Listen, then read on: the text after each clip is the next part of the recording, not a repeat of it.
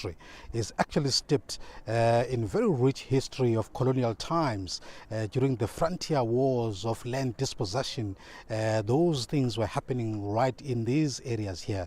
But I've got somebody who's more knowledgeable about the evolution of this little town of Idutywa here next to me, Vuyisile Ntlabathi, who's going to help us to understand how this little town came about and the challenges that are faced by business people today, as he is a businessman now. Vuyisile Ntlabathi, a rich history of this little town. Tell us about what you remember about the time during the colonial times, during the apartheid times, and how it evolved from those years.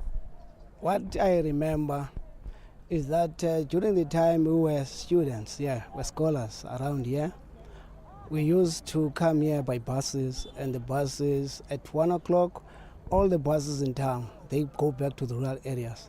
And that meant that there was no business thereafter.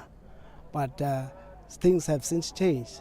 At the same time, even the government servants were staying in the rural area in Mputi nearby, and the structures are still there. Even my great-father, Simon Ntlabathi, had a Ramona cave where Mpumalanga is situated at. But because of Group Areas Act, he was removed, and then he went back to the rural area in Ngakakla, where he established himself. Those were the challenges, but things have since changed.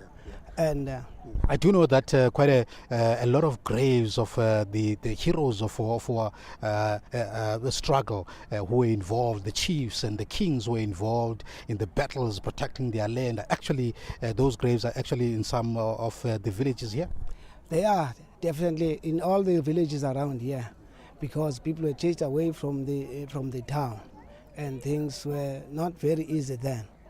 And what I can remember again, and if you can see now, people, if they look at Idutywa is too busy, but it's infiltrated by retail business, which we believe now people have to diversify.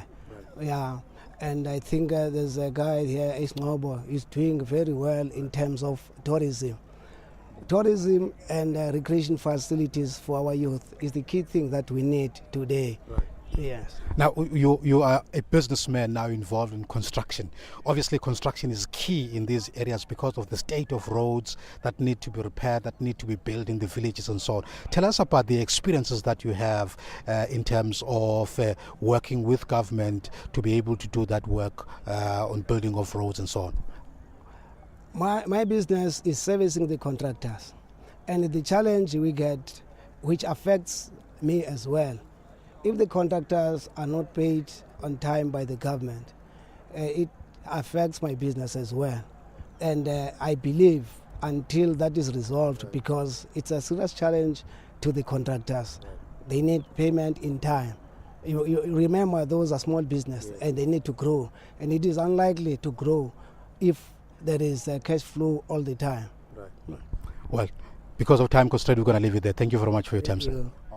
Vuyisile Ntlabathi, give us a brief history about where they're coming from and the experiences that they have as business people here.